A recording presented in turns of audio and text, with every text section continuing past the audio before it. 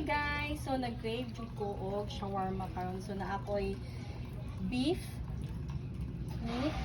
atong gamit, tapos na ako gi-prepare nga cabbage, kamatis, onion and the cucumber, pipino no. So na ako'y pita bread. So ako ani ha, so bahalag kamo to na ko.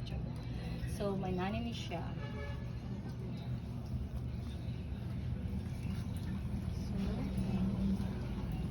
This is sa video siya mo. Yan.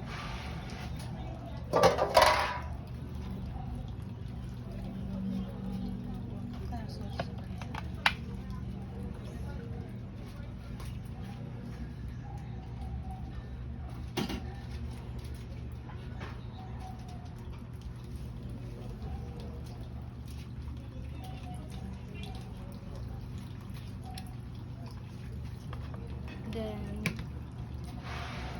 butangan ako siya cheese. So, cheese.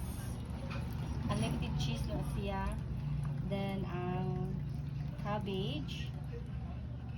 Ito tayo siya ipagpadulong. Cabbage. Then, ang kamatis. Ang cucumber.